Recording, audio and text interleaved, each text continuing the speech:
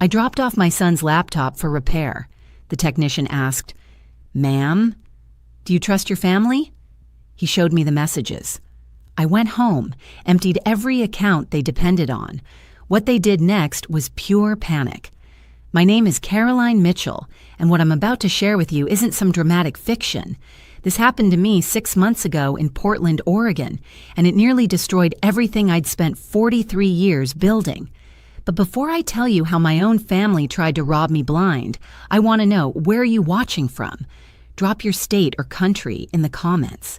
I need to know I'm not alone in this, that someone out there understands what it feels like when the people you die for become strangers overnight. It started on a Tuesday morning in March. My son Nathan's laptop had been running slow for weeks. He's 26, still living at home while he figures things out, something that's been going on for 3 years now. The laptop was a gift I'd bought him for his birthday, top of the line because I believed in him. I believed in all of them. Nathan had left for his part-time job at the sporting goods store, complaining about the laptop freezing again. I offered to take it to TechFix Solutions, a small repair shop on Morrison Street that my friend Barbara had recommended. Nathan hesitated, which should have been my first warning sign, but he eventually agreed. He was running late, and I insisted. The shop smelled like coffee and circuit boards. A young technician named Marcus greeted me, probably in his early 30s, with kind eyes and an easy smile. I explained the problem, handed over the laptop, and expected to hear about viruses or memory issues. Marcus took it to the back. I browsed through phone cases, thinking about maybe treating myself to something new. My Samsung was 2 years old, still perfectly functional, but sometimes you just want something fresh, you know? 15 minutes passed. Then Marcus emerged from the back room, and his expression had changed completely. The easy smile was gone. He looked uncomfortable, maybe even a little scared. "Ma'am," he said quietly, glancing around though we were the only ones in the shop. "I need to show you something. But first, I have to ask you a question, and I need you to be honest with yourself when you answer." My heart started beating faster. "Okay. Do you trust your family?" The question hit me like cold water. What kind of question is that? Of course I do. What's going on? Marcus set the laptop on the counter between us, angling it so only I could see the screen. The issue wasn't technical. The laptop is fine. But when I ran the diagnostics, I noticed some unusual activity. Browser history, recently accessed files. "Ma'am, I think you need to see this." He opened a folder, then another. Then he pulled up an email thread. My hands started shaking before I even finished reading the first message. My son Nathan's words, my daughter-in-law, Jessica's responses, my daughter Melissa's enthusiastic agreements, all of them planning, calculating, discussing me like I was already dead. "How long until she signs it over?" "We need to move faster. She's healthy, could live another 20 years. The power of attorney is the key. Once we have that... I couldn't breathe. Marcus pulled over a chair and I collapsed into it, my eyes glued to the screen as he scrolled through months of conversation. They had a group chat. They'd named it Future Plans. My stomach turned at the casualness of it all, as if they were discussing a vacation instead of dismantling my life. Jessica had written, "Caroline's retirement account is worth $340,000. Plus, the house is paid off. That's another $425,000 in equity. The life insurance policy is $200,000. We're talking close to $1 million. $1 million. They'd calculated my worth like I was livestock. Melissa responded, "She won't give us access willingly. We tried asking for help with the down payment, remember? She said no, said we needed to build our own financial foundation." Nathan chimed in, "That's why we need the POA. If we can convince her she's getting forgetful, show some concern about her managing things alone, we can get her to sign. Then we control everything." My daughter's next message made me physically ill. She's been forgetting little things lately. Left the stove on once, couldn't remember where she parked at the grocery store. We can use that. Make her think it's worse than it is. I hadn't forgotten where I parked. They'd moved my car. I remembered now. I'd come out of the store, confused about the spot, and Nathan had been there, helping me find it. He'd moved it while I shopped. It was deliberate. A setup. The messages went back 7 months. 7 months of plotting, manipulating, staging incidents to make me doubt myself. The milk that kept appearing expired in my fridge even though I'd just bought it. They'd been replacing it with old cartons. The pills I thought I'd missed taking, they'd been removing them from my organizer. The appointment I'd supposedly forgotten, they'd changed the calendar on my phone. I found something else, Marcus said softly. He pulled up a document. It was a draft power of attorney form, already filled out with my information, forged signature at the bottom. They'd been practicing. Another document, a letter to my doctor, supposedly from me, expressing concerns about my memory. They were building a paper trail. "There's more," Marcus continued, his voice tight. He showed me browser history.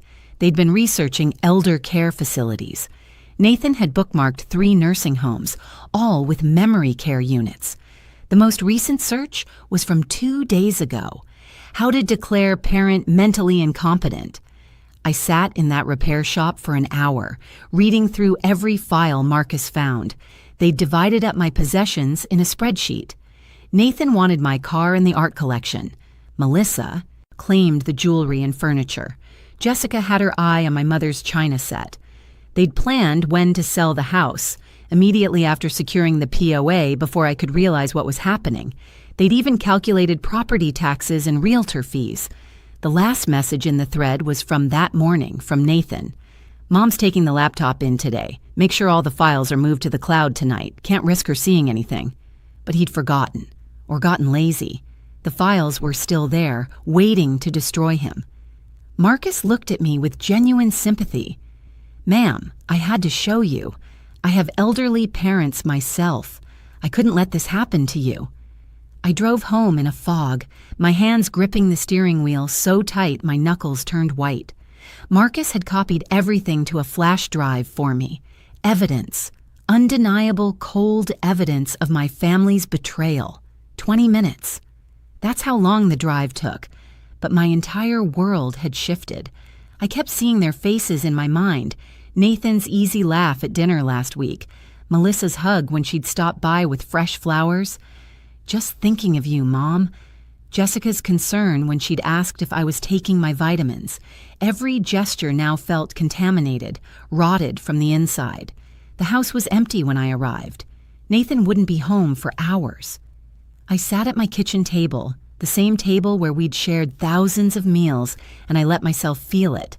The rage, the heartbreak, the humiliation of being so blind. But I didn't cry. Something harder than grief was forming in my chest. They wanted to declare me incompetent. They wanted to take everything I'd worked for since I was 23 years old, scraping by on a receptionist's salary after their father left. I'd raised them alone, put myself through night school to become a paralegal while they slept, worked double shifts to afford their college funds, gone without so I could give them everything. And this was my repayment. A spreadsheet dividing up my assets. No, they'd miscalculated badly. I opened my laptop and started making calls. First to Linda Rodriguez, an attorney I'd worked with for 15 years at the firm. She listened to everything, her silence growing heavier with each detail. "Caroline," she finally said, "this is elder abuse. Financial exploitation. You could press charges." "I want to do more than that," I told her. "I want to make sure they never see a penny. Can you meet me today?" We met at her office at 4 o'clock. I brought the flash drive. Linda reviewed everything, her expression shifting from shock to cold professional anger. "Here's what we're going to do," she said, pulling out a legal pad. "First, we secure everything, every account, every asset. Then we document their attempts at manipulation. The moved car, the expired milk, the calendar changes. We create a timeline. This isn't just about protecting your money, Caroline. This is about protecting other potential victims. If they do this to you, they'd do it to anyone." We worked until 8 that night, building a strategy. Linda drafted new estate documents, removing Nathan, Melissa, and Jessica entirely. My assets would go to charity. Every penny I'd earned would fund scholarships for single mothers trying to finish their education. Women like I'd been, struggling and scared, but fighting anyway. But that wasn't enough. I wanted them to feel what I felt. I wanted them to understand that actions have consequences. There's something else I need to do, I told Linda. Tomorrow morning, I'm going to empty every account they know about. Transfer everything they think they're getting. I want them to watch their future plans evaporate. Linda raised an eyebrow. That's aggressive. They tried to steal my life. I'm taking back control. She nodded slowly. Then let's make sure we do it right. Legally bulletproof. When this is over, they won't have a single crack to slip through. Wednesday morning, I woke up at 5 a.m. with absolute clarity. I dressed carefully. The navy pantsuit I wore to important meetings, the pearl earrings my mother left me. If I was going to dismantle my children's scheme, I'd do it looking like the competent, sharp woman I'd always been. By 6 o'clock, I was at my bank when the doors opened. Sharon, my personal banker for 12 years, greeted me with her usual warm smile. "Caroline, early start today. How can I help you?" "I need to make some major transfers," I said, sliding into the chair across from her desk. "All of my accounts. I'm moving everything." Sharon's smile faltered slightly. "Everything? May I ask why?" I'd prepared for this. I'm restructuring my estate planning. New attorney, new strategy. I need liquid access to all my funds. It took 3 hours. We moved $340,000 from my retirement account into a new account at a different bank, one my children knew nothing about. My savings account, another $87,000, followed. The checking account that Nathan had access to for emergencies. I left exactly $500 in it and moved the remaining $12,000. "I need to close the joint account with Nathan," I told Sharon. "That requires his signature unless there's suspicious activity. I have evidence he's been planning to drain it fraudulently." I showed her the screenshots from Marcus's flash drive. Her face went pale. The account was frozen within 15 minutes pending investigation. Nathan's access was revoked. The $23,000 in that account was transferred to my new private holdings. Next, I visited my investment firm. Robert, my financial advisor, was harder to convince. "Caroline, moving this much money at once. Are you sure? The tax implications?" "I'm 70 years old, Robert. How much longer am I supposed to wait to access my own money? Besides, I'm not cashing out. I'm moving to another firm with better terms." Another lie, but a necessary one. By noon, every stock, every bond, every investment I owned was in motion. $180,000 in various holdings, all being consolidated into accounts my family couldn't touch. I had lunch alone at a small cafe downtown, eating a Caesar salad I couldn't taste. My phone sat on the table, silent. Nathan would be at work. Melissa would be at her dental practice. Neither of them knew yet that their future had just disappeared. At 2 o'clock, I met with my insurance agent and changed the beneficiaries on my life insurance policy. The $200,000 death benefit that was going to be split between Nathan and Melissa now went entirely to the Oregon Women's Foundation. "This is a significant change," my agent noted. "Your children are adults who can take care of themselves," I finished. "This is my decision." By 5 p.m., I'd secured everything. Nearly $1 million moved, hidden, protected. I'd also stopped by 3 banks and opened new accounts using my mother's maiden name, Thompson. Caroline Thompson. A woman my children didn't know how to find. I drove home and started dinner like nothing had happened. Pot roast, Nathan's favorite. The smell filled the house as he walked in at 6:30. "Hey, Mom," he called out, tossing his keys on the counter. "Something smells amazing." I smiled at him from the kitchen. "Just wanted to make something special. How was your day?" Nathan had no idea he was eating his last comfortable meal. I watched him across the table laughing about some customer at work, and I felt nothing. No maternal warmth, no affection, just cold observation, like studying a stranger. "Mom, you okay?" he asked, noticing my stare. "You seem distracted." "Actually, honey, I wanted to talk to you about something." I set down my fork carefully. "I've been thinking about what you said last month, about me maybe needing some help managing things." His eyes lit up, actually lit up, like Christmas morning. "Really? I mean, I think that's smart, Mom. You know I only suggested it because I care." "I know you do." The lie tasted like metal. "I've been forgetting things lately. It worries me." "It worries us too," he said, leaning forward with fake concern. "Jessica and I have been talking about it, and Melissa's noticed stuff too." Of course they had, because they'd orchestrated it all. "I think I might need help with my finances," I continued, watching his face. "Maybe someone should have access to my accounts, just in case." Nathan tried to suppress his excitement and almost succeeded. "That's really mature of you, Mom. To recognize when you need support, I'd be happy to help, or we could get Melissa involved too." "Let me think about it," I said. "It's a big decision. I want to make sure I do it right." Of course, no rush."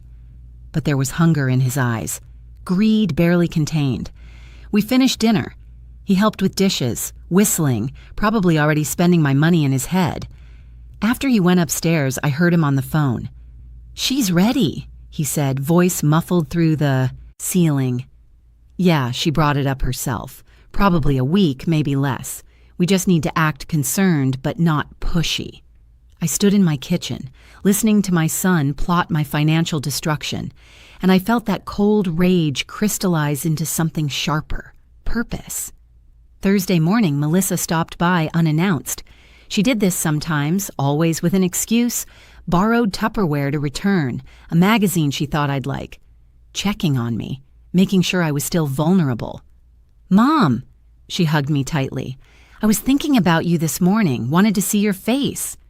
"That's sweet, honey. Want some coffee?" We sat in the living room and she started her routine.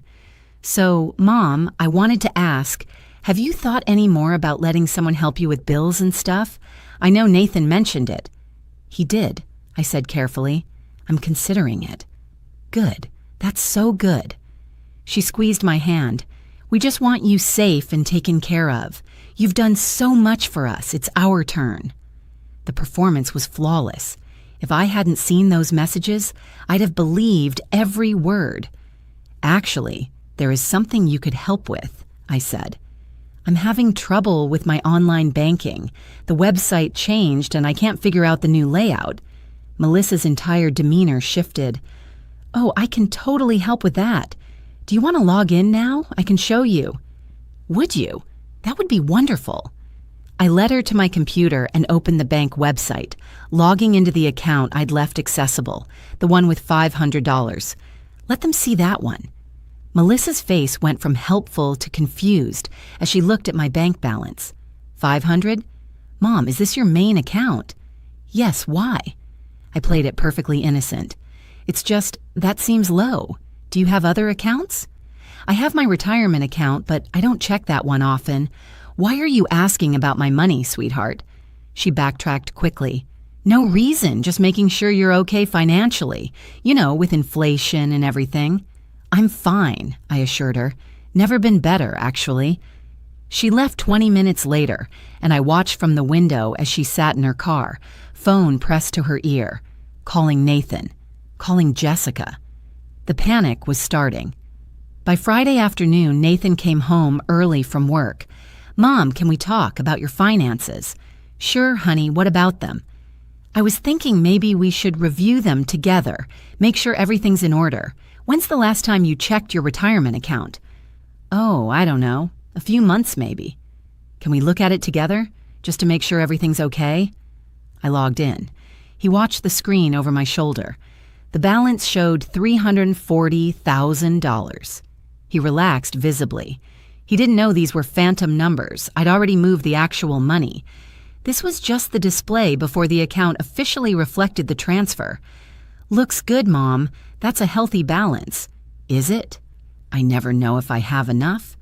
"You have plenty," he said. His phone buzzed. He glanced at it, then at me. "Mom, I have to run out for a bit. Jessica needs help with something. The emergency meeting. I knew because Linda had prepared me. By Monday, when the transfers officially processed, that $340,000 would show as $0. They'd have the weekend to panic. I spent Saturday morning at Linda's office signing the final documents. New will, new power of attorney, assigned to Linda, not my children, new beneficiaries on everything. It was done. Caroline, Linda said as I prepared to leave, what you're doing is legally sound. But are you emotionally prepared for what comes next? They're going to fight. They're going to say terrible things. They already have, I reminded her. I just didn't know it yet. At least now I'll hear it to my face instead of behind my back. Sunday evening, Nathan burst through the front door. No greeting, no warmth, just fury barely contained. Where is it? He demanded. Where's what, honey? The money, Mom. Don't play games. I checked your account. It's empty. All of them. The retirement account, the savings, everything. Where did you move it? I stood up from the couch slowly. I secured my assets. Why are you checking my accounts, Nathan? Because someone has to. You're clearly not capable of managing them yourself. Really? I kept my voice calm. Based on what evidence? You've been forgetting things, losing things. You need help. Like when I forgot where I parked my car, the car that you moved while I was shopping, or the appointments I supposedly missed that you changed on my phone. His face went white. That's right, I continued. I know everything, every message, every plan, every lie. Before we continue, I need to ask you something. If you're finding this story compelling, if you want to see how this ends, please subscribe to this channel. What happened next was something I never expected. Nathan's mouth opened and closed like a fish, gasping for air. Mom, I don't know what you're talking about. Don't. My voice came out harder than I intended. Don't insult me by lying now. I've seen the messages, all of them. Future plans. What a charming name for a group chat about stealing from your mother. He stepped back. Who told you? Was it that repair shop? Did they hack my computer? You left the files on your laptop, the one I took in for repair because you were too lazy to do it yourself. The technician found them, every message, every spreadsheet, every search for how to declare me incompetent. Mom, please, let me explain. Explain what? How you spent 7 months gaslighting me?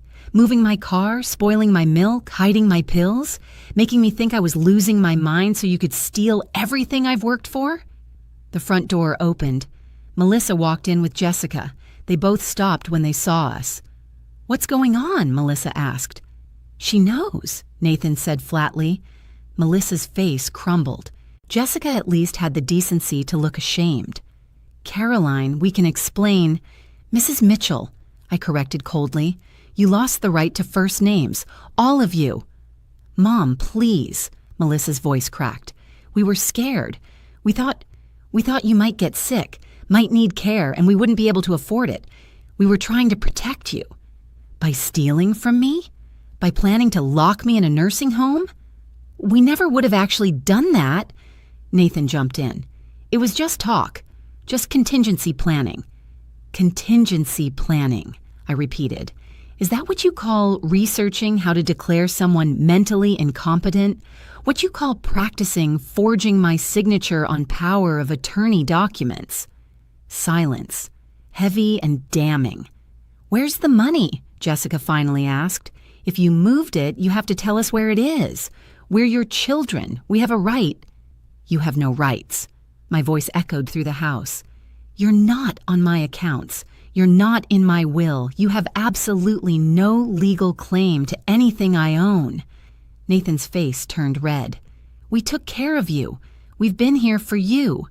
You've been here to monitor me, to manipulate me, to wait for me to die. I pulled out my phone and opened the photos, screenshots of their messages. Should I read some of these aloud? She's healthy, could live another 20 years. Like it was a problem, like my survival was an inconvenience. Melissa started crying, real tears this time. Mom, we're sorry. We got greedy. We made a mistake. A mistake is forgetting to call on my birthday. This was a calculated, methodical plan to rob me. "What do you want from us?" Nathan asked. "You want us to beg?" "Fine, I'm begging. Please don't cut us off. You need nothing from me," I said. "I've given you everything your entire lives. I went without so you could have, and this is how you repay that sacrifice, by treating me like a bank account with an inconvenient pulse." "What are you going to do?" Jessica's voice was small. I looked at each of them, these strangers wearing familiar faces. "I'm going to live my life. Without you." The words hung in the air like smoke after a fire. Nathan recovered first, his fear transforming back into anger. "You can't do this. We're family. You can't just cut us off. Watch me." "We'll fight you," he threatened. "We'll contest whatever you've changed. We'll get lawyers." "Go ahead," I said calmly. "I have an excellent attorney. She's been preparing for exactly that. Every document is ironclad. Every transfer is documented, and I have evidence of your attempted fraud. Do you really want to take this to court? Let a judge see your messages about stealing from your elderly mother?" His jaw clenched. "It was never about stealing. We're entitled to that money eventually anyway. We're your kids." Entitled. I let the word settle. You know what's interesting about that word? You think you're entitled to the rewards of my labor, but you never considered yourselves entitled to honoring me with basic human decency. "That's not fair," Melissa sobbed. "We love you. You love my money. There's a difference." Jessica spoke up, her voice harder than before. "Fine. You want to punish us? Punish us. But don't pretend you're perfect, Caroline. You were always controlling with money, always making us feel like we had to earn your approval. Maybe if you'd been more generous, more willing to help when we needed it." "When you needed it?" I interrupted. "I paid for both of your weddings, gave you down payment money for your first house, co-signed Nathan's car loan when his credit was terrible. I've given and given and given. The one time I said no, one time I told you to build your own financial foundation, you decided that entitled you to forge documents and steal from me?" "We weren't going to steal," Nathan insisted. "We were going to manage it, for your own good. By selling my house and putting me in a nursing home? Only if you actually got sick. Only if you needed it. Except you were trying to make me think I was sick. You were creating the problem so you could implement your solution. That's not care. That's abuse." The word hit them like a slap. Melissa's crying intensified. Jessica looked away. Nathan's face flushed deeper. "Mom," Melissa tried one more time. "Please, we made a horrible mistake. Let us make it right. We'll do anything." "There's nothing you can do. The money's gone. Not to you, not to anyone you can reach. I've restructured everything. New accounts, new banks, new beneficiaries. When I die, every cent goes to charity, to help women who are actually struggling, not adults who are simply impatient. You're giving our inheritance to strangers?" Nathan's voice pitched higher. "I'm giving my money to people who deserve it. You're not entitled to anything just because you share my DNA." "This is insane," Jessica said. "You're being vindictive. This is elder abuse. You're not thinking clearly." I laughed. Actually laughed. "Are you really going to try that angle? After everything? I have a lawyer who will testify to my competence. I have evidence that you tried to manufacture incompetence. Good luck with that strategy." "Fine."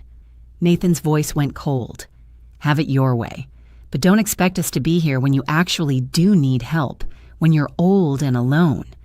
"I'm already alone," I said quietly. "I've been alone since you decided I was worth more dead than alive. At least now I know it." They left that night. Nathan packed a bag and moved in with Jessica and Melissa temporarily. I watched from the window as he loaded his car, and I felt nothing. No regret, no sadness, just a strange sense of lightness, like I'd been carrying a weight I didn't know was there until it lifted. The house was quiet that first night. I made myself dinner, just scrambled eggs and toast, and ate at the kitchen table. My phone sat silent beside my plate. No calls, No texts, no one checking on me. I slept better than I had in months. Monday morning, Linda called. They've hired an attorney, James Rothstein. He's aggressive, but not particularly clever. He's already making noise about undue influence and mental incompetence. Let him make noise. Caroline, I need you to understand something. This is going to get ugly. They're going to drag your name through the mud. They'll claim you're mentally unstable, vindictive, cruel. They'll tell anyone who'll listen that you're an unfit mother. Let them. Anyone who knows me will know the truth. But what about people who don't? Your reputation. My reputation survived a divorce, single motherhood, and 40 years of people underestimating me. I think I can handle this. The rumors started within days. I heard them at the grocery store, whispered behind hands when people thought I couldn't hear. Heard she went crazy, cut off her whole family. Something about dementia. Barbara, my friend who'd recommended the repair shop, called me in tears. Caroline, Jessica's been calling people, saying you're not well, that you're confused, that they're worried about you.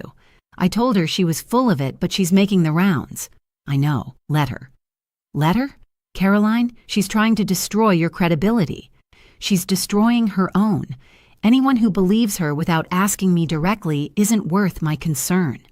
2 weeks later, I received a formal legal notice. Nathan, Melissa, and Jessica were jointly suing for guardianship, claiming I was mentally incompetent and financially vulnerable. They wanted control of my assets for my own protection. Linda and I sat in her office reviewing the filing. It was exactly what we'd expected. They're basing their case on the incidents they manufactured, Linda said. The forgotten appointments, the moved car, the expired milk. They're claiming it shows a pattern of decline. Can they prove I did those things? Or will they have to explain how they know about them? Linda smiled grimly. Exactly. They've trapped themselves.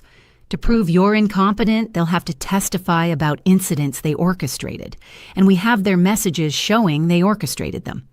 The court hearing was set for 6 weeks later. In the meantime, I lived my life. I had lunch with Barbara and 3 other friends, told them everything, showed them the messages. Their support was immediate and fierce. I joined a book club, started taking watercolor classes at the community center, volunteered at the women's shelter twice a week, helping other women who'd been financially abused by family members. My story wasn't unique. It was depressingly common. A paralegal from Linda's office, young woman named Sophie, told me, "My grandmother went through something similar. Her son tried to get power of attorney by convincing her doctor she was depressed. It worked. She lost everything. What happened to her? She died in a state facility 2 years later, alone." "That's not going to be me," I said firmly. "No," Sophie agreed. "It's not." The courtroom was smaller than I expected. Nathan, Melissa, and Jessica sat on one side with their attorney. I sat on the other side with Linda. The judge, a woman in her 60s, named Patricia Hendricks, reviewed the filings with a neutral expression. "This is a guardianship petition," Judge Hendricks began. "The petitioners claim that Caroline Mitchell, age 70, is mentally incompetent and requires legal guardianship to protect her interests. Mrs. Mitchell, how do you respond?" I stood. "Your Honor, I'm perfectly competent. This petition is a retaliatory action because I discovered my children were planning to defraud me." Nathan's attorney jumped up. "Your Honor, that's a serious accusation without basis. My clients have documented concerns about Mrs. Mitchell's cognitive decline." "I have documentation, too," Linda interrupted smoothly. She handed a folder to the bailiff. Evidence that the petitioners manufactured incidents to create the appearance of incompetence, including digital messages planning the fraud. Judge Hendricks reviewed the messages in silence. Her expression shifted from neutral to disturbed. She looked at Nathan, Melissa, and Jessica. "These messages appear to show premeditation. Explain." Their attorney fumbled. "Your Honor, those messages are taken out of context. They were discussing contingency plans." "Contingency plans that included forgery and gaslighting?" The judge's voice was sharp. Melissa started crying. Nathan stared at his hands. Jessica's face was pale. "Mrs. Mitchell," the judge turned to me, "I'd like to ask you some questions directly. What is today's date?" "November 7th. "Who is the current president?" "Kamala Harris." I answered clearly, confidently. I'd been preparing for this. She asked me math problems, memory tests, situational questions. I answered every single one perfectly. Then she asked something unexpected. "Why did you move your assets?" "To protect them from theft. My children were planning to obtain power of attorney through fraud, then liquidate my estate while I was still alive. I secured what was mine." "Did you consult with an attorney before making these changes?" "Yes, Your Honor, Linda Rodriguez. She ensured everything was done legally." "And your current mental state?" "Clear, angry, betrayed, but clear." Judge Hendricks closed the folder. "Petition denied. Mrs. Mitchell has demonstrated complete mental competency. Furthermore, this court finds evidence of attempted elder financial abuse by the petitioners." She looked at Nathan, Melissa, and Jessica. "You should consider yourselves fortunate Mrs. Mitchell hasn't pressed criminal charges. This hearing is concluded." The gavel struck. It was over. Outside the courthouse, Nathan tried one last time. "Mom, please." I walked past him without a word. Linda drove me home. We didn't talk much. What was there to say? That evening, I sat in my backyard with a glass of wine, watching the sunset. My phone rang. Unknown number. I answered. "Mrs. Mitchell? This is Sophie Chen from the Oregon Women's Foundation. We received notification that you've named us as a beneficiary. We wanted to reach out personally to thank you." "You're welcome. Your gift will help so many women, single mothers, abuse survivors, women starting over. You're changing lives." After we hung up, I sat in the quiet. My children were gone. My money was secure. My future was my own. Some people might call that a tragedy. I called it freedom. The sun set. I stayed outside, breathing in the cool evening air, finally at peace.